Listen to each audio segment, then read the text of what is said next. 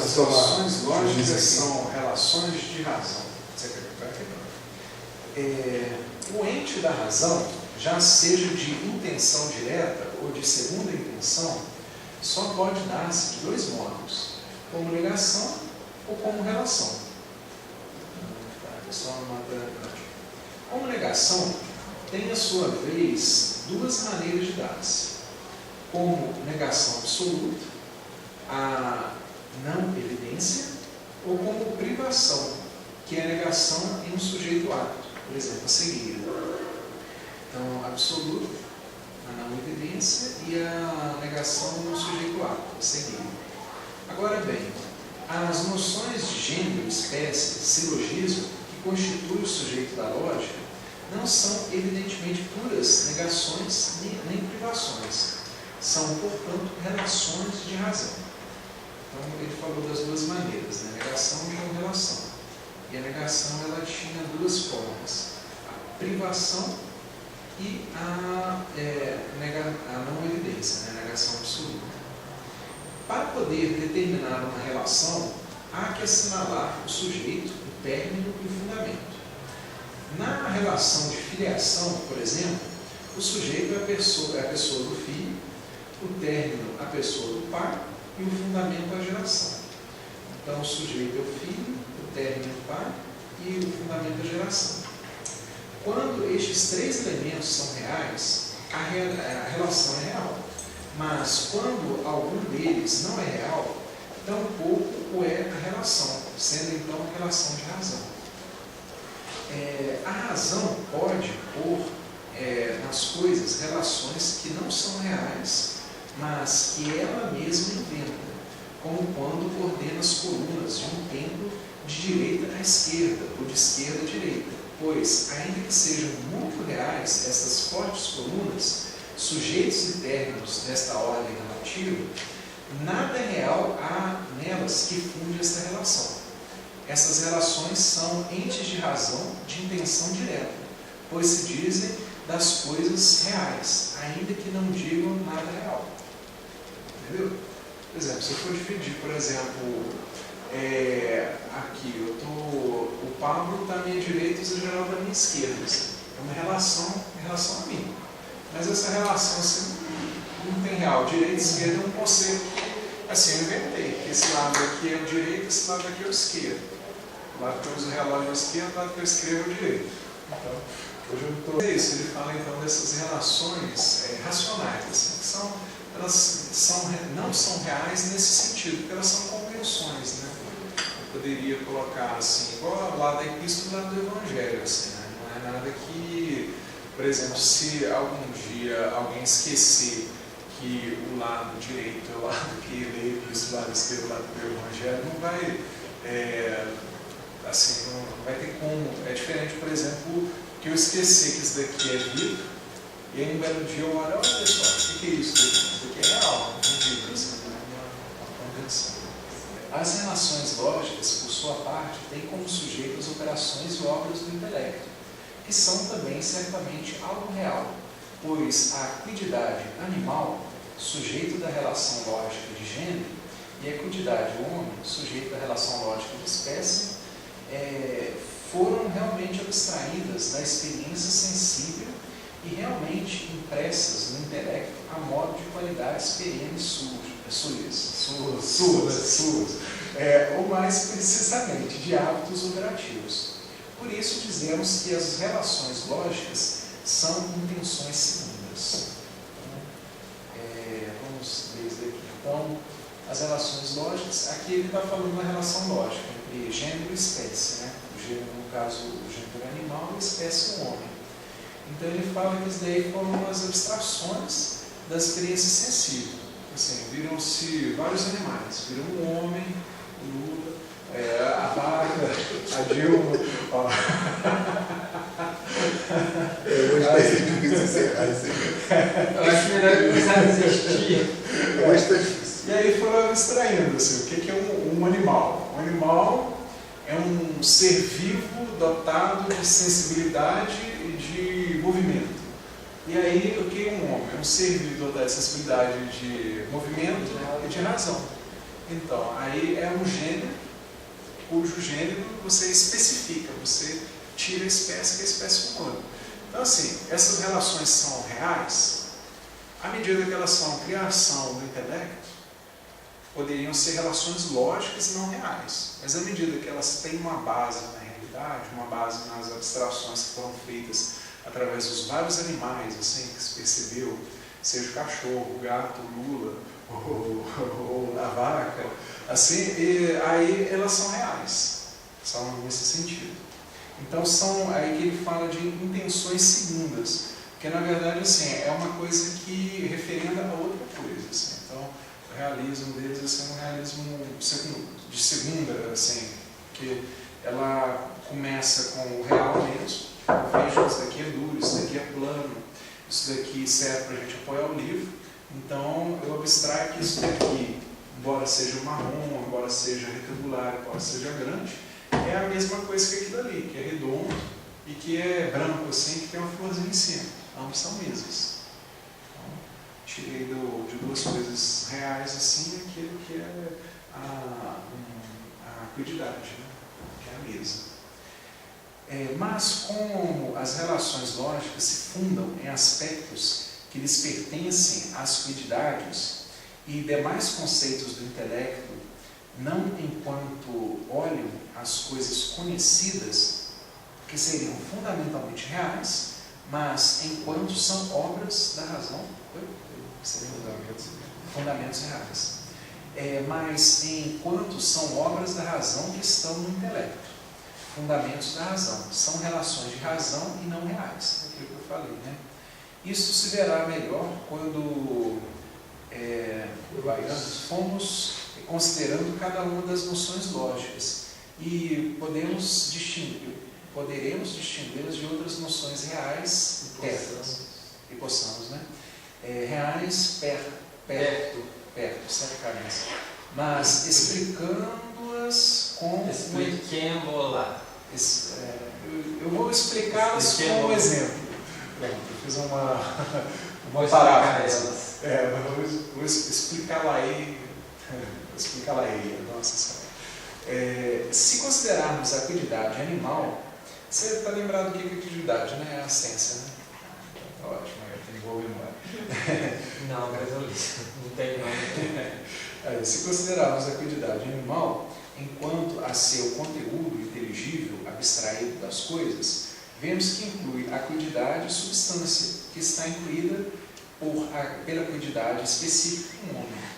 Estas relações entre as acuidades, substância, animal e homem são certamente reais, porque o sujeito e o término de cada uma é real. Estes conceitos da razão, produtos da simples apreensão. E porque o fundamento é real, o processo de divisão essencial, pois homem se obtém realmente da divisão de fluididade animal e animal se obtém da divisão de fluididade de substância. Essas relações reais entre os conceitos, fundadas imediatamente nos diversos processos do intelecto, se fundam ultimamente em algo real das coisas, problema que, como vimos, deve enfrentar o filósofo.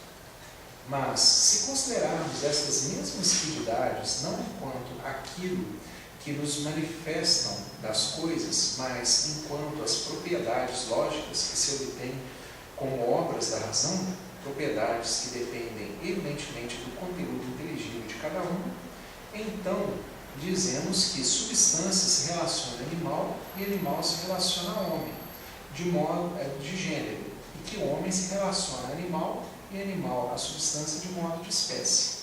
A respeito à substância, se pode dizer que animal é uma de suas espécies, e animal é uma espécie de substância. Aqui, as relações de gênero e espécie não se fundam em nenhuma operação real do intelecto que modifique em algo aos conceitos, como faz certamente a divisão essencial de uma quididade genérica que de uma quididade genérica imprime outras duas no intelecto, mas que se fundam em uma simples inspeção interior sobre os conceitos já constituídos, ao modo como a ordem de direita ou esquerda a direita, não se funda em nada real nas colunas. A noção de gênero ou de espécie que o lógico inventa, ad invenit, traduz como inventa, né? Invenit, ad invenit, não supõe nenhum processo intelectual real de abstração nem de visão. Não imprime no intelecto nenhuma nova quantidade distinta das que já existem nele no intelecto, mas que denomina certa propriedade comum de algumas operações do intelecto. São, então, relações de razão, pois não têm um fundamento imediato real, ainda que dependem da natureza das diversas produções do intelecto, pois não todos podem dizer gênero, nem todos espécie, e através deles dependem ultimamente daquilo que há nas coisas, problema do filósofo. Então, só falando um pouco da relação aqui entre relação real, relação lógica, né, e tudo, que por um lado eles dependem da realidade, por outro são fundamentos da razão. Então, assim, eles, apesar de dependerem da realidade, como toda filosofia deve depender da realidade, deve ser realista, assim, elas são, assim, no último julgamento, assim, coisas racionais, assim, coisas não reais, assim. Era diferente do que Platão propunha também, assim. Platão propunha que existia um direito, um esquerdo andando assim lá, assim, com as duas perninhas andando lá no mundo das ideias, né? Assim como o filósofo estuda as coisas reais, matéria de sua consideração, e abstrai seus aspectos essenciais com suas causas e propriedades, construindo no sujeito, no intelecto, um complexo de conceitos, por ele que se adequa à realidade e conhece a verdade, de maneira semelhante, o lógico estuda ao mesmo complexo de conceitos, matéria da arte e da lógica, e distingue suas diversas propriedades e estruturas lógicas, falando os elementos comuns e as regras de sua construção, mas não necessita abstrair nada, porque sua matéria de estudo já está abstrata. Nem em sua consideração olha o que são as operações do intelecto em sua realidade acidental, como faz o psicólogo metafísico. Só considera a ordem dos conceitos que os conceitos guardam entre si em sua adequação à real, enquanto procuram o conhecimento científico. É assim que o conjunto de relações que determina e maneja o lógico se refere a aspectos reais dos conceitos, mas não são em si mesmos relações reais, pois não se fundam em nenhuma ação real sobre os mesmos. O miolo do assunto está em distinguir devidamente as relações reais dos conceitos enquanto obras da razão e as relações de razão lógica, que tomam aquelas como sujeito ou matéria. Aqui as palavras não podem julgar uma mala pesada, porque como os conceitos são obras da razão, as relações reais que se fundam neles poderiam dizer-se relações de razão, mas, em todo caso, as chamaríamos relações de razão, para indicar que pertencem à razão em outro sentido que as relações que se dizem de razão enquanto não são reais. Aqui é o que a gente tinha comentado, né, a respeito da relação lógica e da relação real. O fundamento da lógica, mas a relação lógica assim, em si não é assim, real nesse sentido, né? O mal existe? O mal existe, Paulo? Não. Tá lógico, então tá certo. Então concordando. O mal existe. Como ente de razão. Isso é. Ele é um ente de razão. Mas ele não é real, assim, ele é um ente lógico. A Seixo Noyer fala que é como ente da razão. Ele existe. É duas coisas incompreensíveis para o homem, assim, Deus e o mal. Mas quem que vai conhecer a essência divina assim? Não tem como, assim. Incompreensível eu não digo, porque nós compreendemos Deus como Criador.